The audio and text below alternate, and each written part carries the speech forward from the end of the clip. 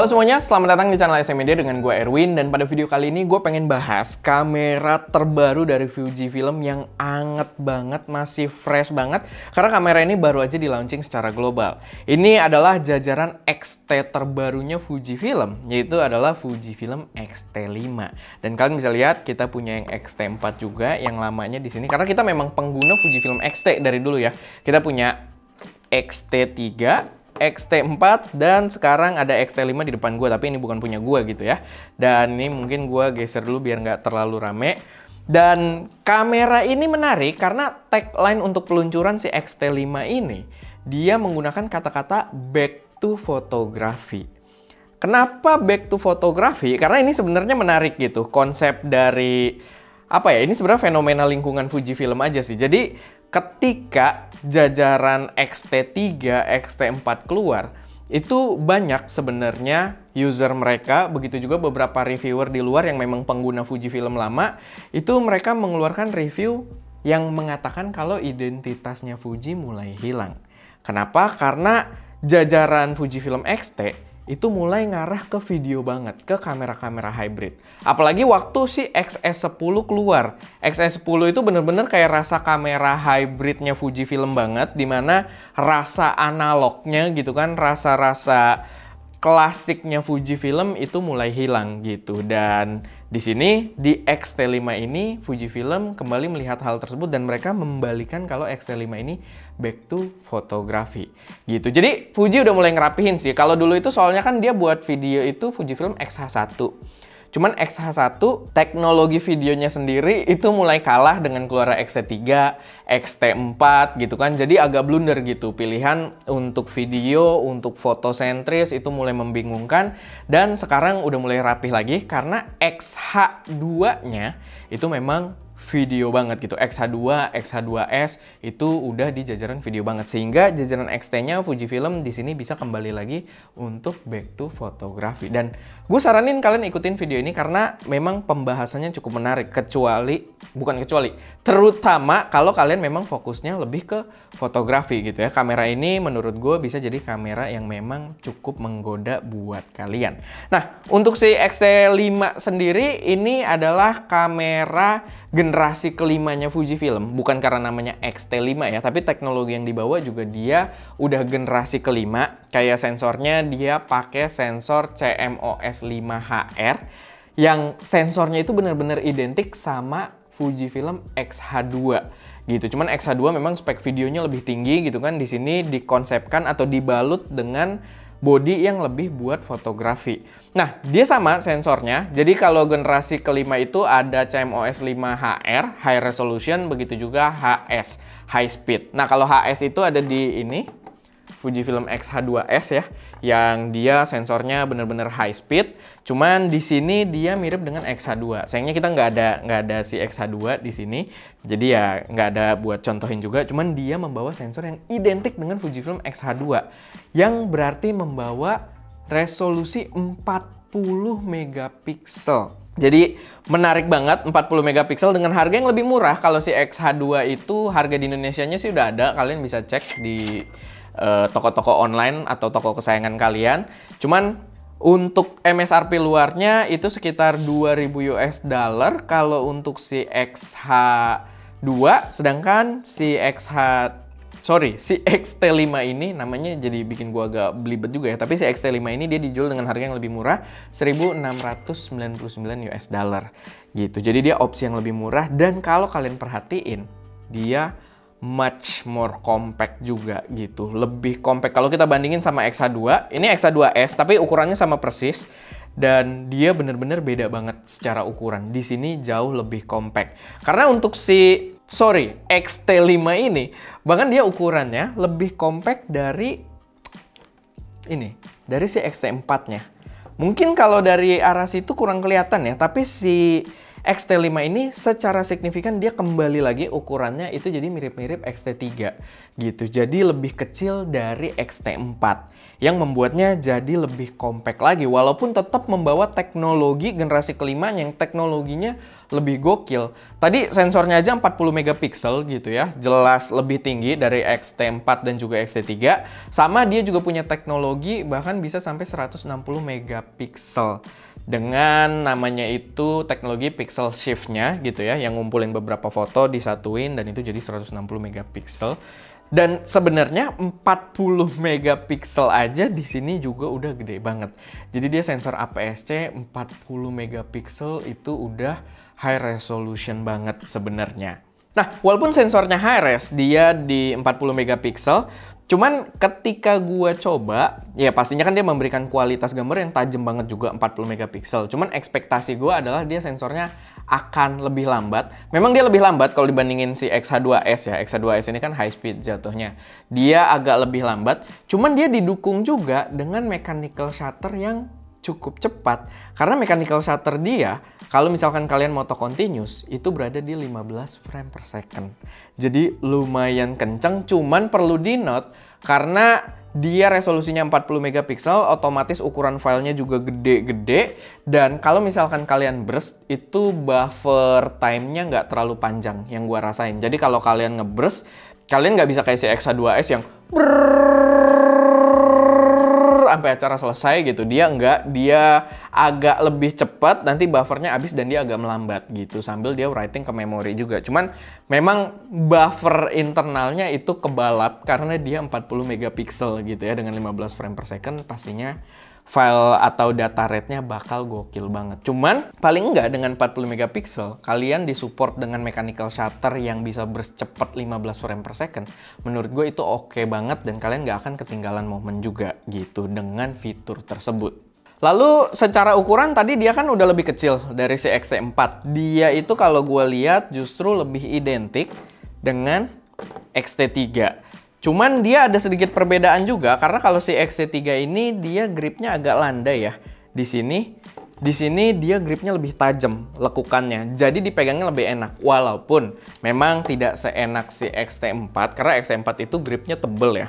Jadi dipegangnya lebih enak, cuman di sini akan lebih secure juga karena dia lebih tajam dibandingkan XT3. Lalu dia juga di sini kembali lagi membawa dial-dial khas analog, khasnya jajaran Fujifilm X-T. Karena kalau kita lihat jajaran X-H2, X-H2S, dia kan udah enggak ya. Di sini juga dia dialnya untuk mode, lalu untuk exposure triangle, informasinya pakai layar di sini. Sedangkan untuk XT5 balik lagi kayak XT4, kayak XT3, dia menggunakan dial untuk exposure triangle-nya itu khas ala-ala kamera analog gitu ya. Jadi khas untuk jajaran XT, balik lagi rasa fotografinya juga makin satisfying lagi gitu ya untuk jajaran XT ini. Sama yang paling gede perubahannya adalah dia kembali lagi ke tipe layar 3-way tilt. 3-axis tilt screen gitu. Jadi ini yang benar-benar kepake banget kalau kalian concernnya lebih ke fotografi. Karena memang ya Allah, aku pasrahkan diriku sepenuhnya pada saat ini kepada penguasa langit dan bumi. Karena memang waktu XT4 keluar, itu yang paling banyak dikomplain adalah layarnya yang udah vari angle. Kenapa? Karena dia ringkih dan kalau kita foto dengan low angle, kita harus kalau pengen low angle gitu ya, layarnya kalau mau ngadep atas ya dia harus keluar gitu. Harus dibuka dan menghadap ke atas gitu. Begitu juga kalau vertikal gitu ya, kita harus kayak gini. Dan itu orang banyak yang nggak suka. Kalau gua waktu XT4 keluar, gue suka banget gitu karena penggunaan gue memang lebih buat video, begitu juga gue suka bikin vlog-vlog juga, jadi lebih kepake buat gue. Tapi lebih banyak fotografer yang utamanya workflow-nya memang sebagai fotografer itu lebih suka dengan yang 3-way tilt kayak gini. Karena kalau kita low angle, layarnya nggak perlu kita buka keluar, kita tinggal kayak gini, low angle, atau kalau kita ambil vertikal pun dia juga bisa kayak gini, gitu. Jadi langsung cepet gitu, dan mekanisme tilt screen kayak gini memang terasa lebih rigid juga gitu, lebih tangguh dibandingkan dengan vari angle yang dia biasanya ya mounting pointnya di ujung satu ini aja gitu ya, satu engsel gitu. Jadi agak ringkih, para fotografer nggak begitu suka, tapi kalau buat gue ya X-T4 fine-fine aja. Karena X-H2, X-H2S juga membawa mekanisme tersebut, dan buat gue sih fine-fine aja, lebih kepake di workflow gue. Tapi balik lagi, X-T5 ini back to fotografi sehingga dia kembali membawa layar yang mirip dengan X-T3. Untuk port sendiri juga dia nggak seheboh jajaran X-H ya. Jadi dia masih membawa mic input kalau kalian butuh buat video gitu kan, tetap ada. Bukan berarti kameranya nggak bisa dipakai buat bikin video juga, tetap ada dan bagus, proper. Nanti kita bahas lebih lanjut soal videonya. Dia bawa port mic di sini, port untuk remote. Lalu dia kalau kalian pengen monitoring juga dia bawa USB Type-C yang bisa dipakai buat ngecas, udah fast charging juga. PD fast charging, sama dia untuk HDMI-nya di sini balik lagi micro HDMI gitu ya. Karena balik lagi dia tidak ada untuk kalau ngeliat target usernya ya, tidak ada penggunaan HDMI output yang profesional juga gitu di sini. Jadi dia memilih untuk menggunakan micro lagi, dan memang biar kameranya kecil juga gitu. Lalu untuk memori dia di sini membawa 2 slot SD card UHS 2. Jadi dia nggak bawa CF Express Type B ya kayak si jajarannya X-H2, X-H2S. Dia bawa micro SD. Dia bawa SD card UHS 2 aja gitu di kedua slotnya. Yang gue yakin mungkin untuk para user fotografi akan lebih oke gitu daripada mahal-mahal, karena dia bukan kamera yang cepet untuk sport juga ya. Karena kalau sport juga ya kalian ngambilnya X-H2S gitu dengan sensor high speednya gitu. Tapi kita pun dengan dia ada slot CF Express, kita tetap pakai SD card ya, SD card UHS 2 dengan kecepatan yang paling tinggi gitu. Dan so far sih soalnya lebih maintain dengan baik gitu, lebih termaintain dengan bagus di kita pakai SD card gitu. Lalu untuk video yang tadi gue bilang, walaupun dia memang back to fotografi, tapi bukan berarti spek videonya sembarangan. Karena dia di sini dengan resolusi sensornya yang tinggi, tadi 40 megapiksel, dia mampu merekam video itu sampai 6,2K dengan aspek rasio yang normal gitu ya, 16:9. Beda sama X-H2S yang kalau ke 6K dia ngambilnya open gate, jadi agak kotak gitu. Di sini enggak, dia 16:9. Memang kurang maksimal karena sensor yang dia bawa kalau di X-H2 itu bisa ngambil video 8K.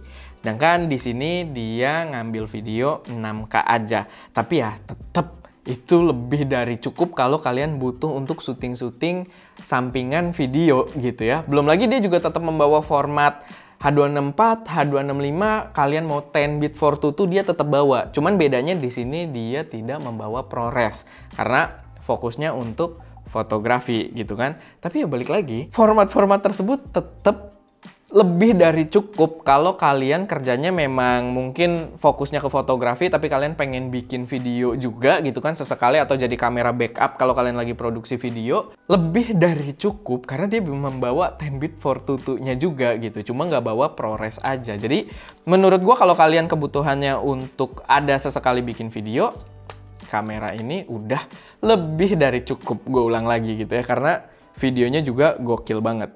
Lalu tadi untuk foto udah jelas fokusnya dia dan membawa 40 megapiksel. Sama mungkin sebelum gue ambil kesimpulan untuk video ini, kita cek dulu beberapa hasil foto yang diambil pakai X-T5 ini di 40 megapikselnya.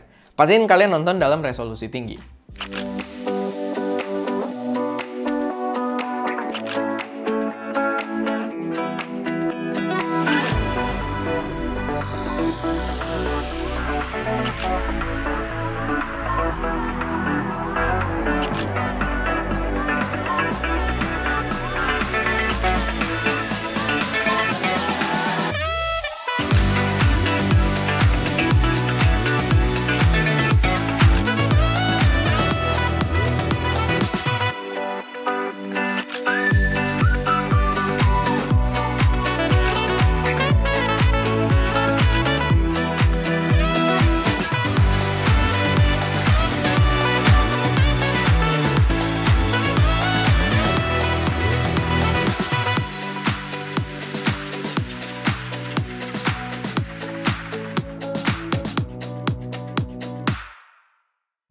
Oke, itu tadi hasil-hasil fotonya. Mungkin ada diselipin juga beberapa hasil videonya. Dan silahkan kalian yang menyimpulkan gimana menurut kalian hasil dari yang diambil pakai si Fujifilm X-T5 ini.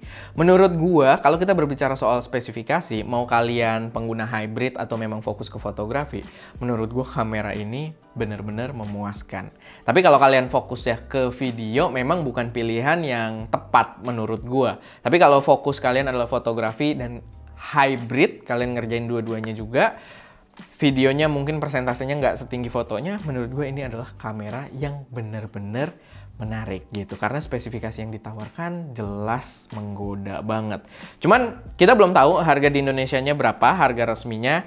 Jadi ya silahkan kalian sambil tunggu lagi nanti atau pantau aja, karena harusnya dia launching nggak terlalu jauh juga gitu ya untuk ready di Indonesianya.